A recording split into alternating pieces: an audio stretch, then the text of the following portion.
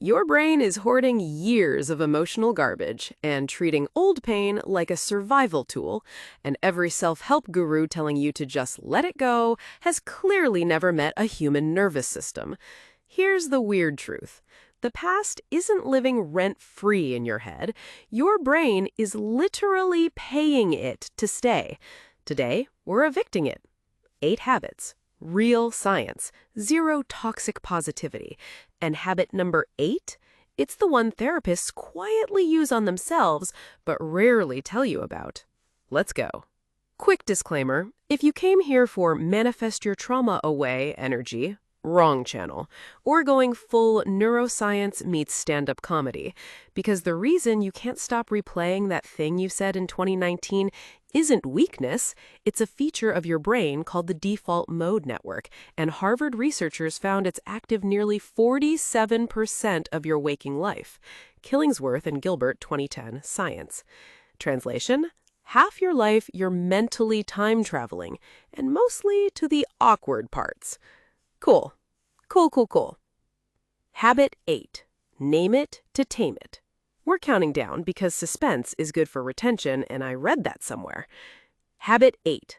Label the feeling out loud. Sounds ridiculous, works absurdly well.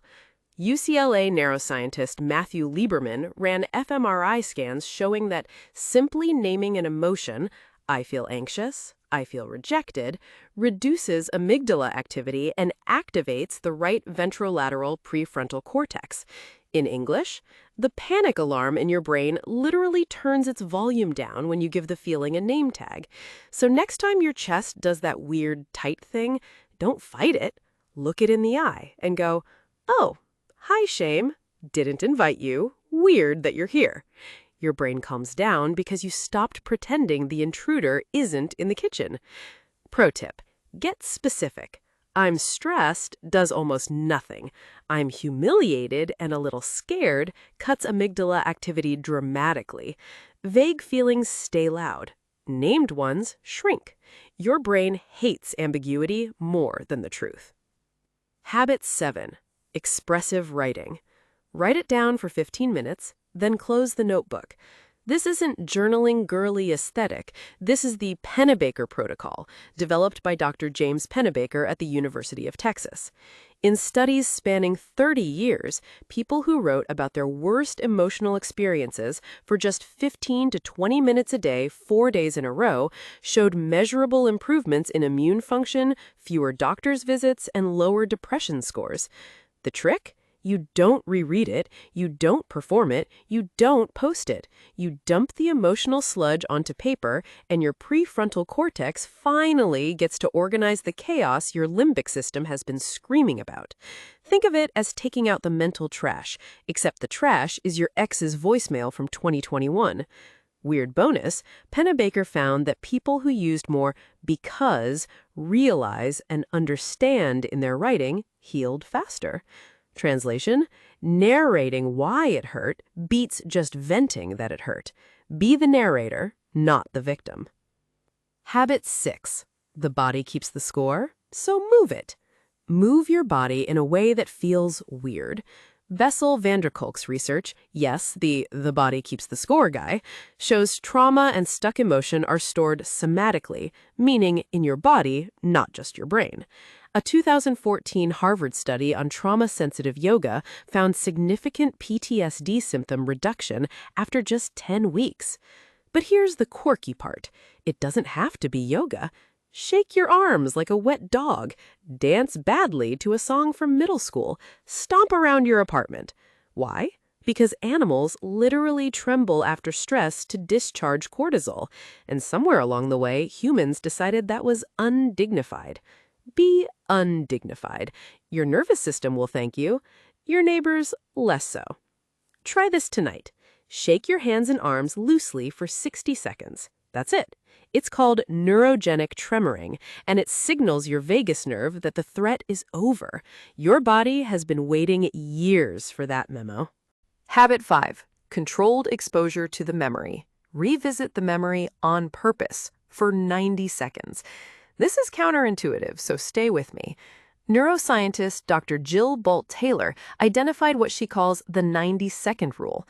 The biochemical lifespan of an emotion in your body is roughly 90 seconds.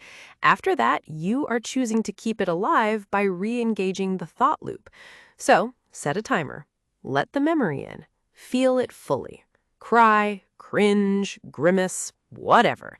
At 90 seconds, you literally watch the chemical wave pass. Do this enough times, and a process called memory reconsolidation kicks in. Nader, Schaaf, and Ledoux, 2000, Nature. Every time you recall a memory while safe, your brain refiles it with a slightly less painful tag. You're not erasing the past, you're updating the file. Plot twist, every time you recall a memory, it becomes temporarily editable for about 6 hours. That's the reconsolidation window. Revisit it while calm, and your brain quite literally overwrites the original with a softer copy. Habit 4. Self-compassion. Not the bubble bath kind.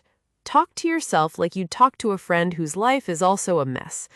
Dr. Kristen Neff at UT Austin has 20-plus years of data showing self-compassion outperforms self-esteem on basically every mental health metric.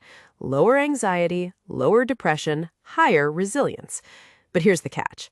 Self-compassion isn't bubble baths and treat yourself. It's the harder thing. It's saying, yeah, I messed up. Humans mess up.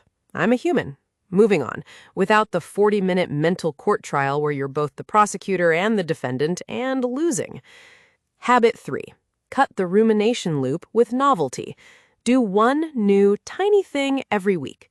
Rumination, that hamster wheel of what if I had just said, is correlated with depression in over 200 peer-reviewed studies.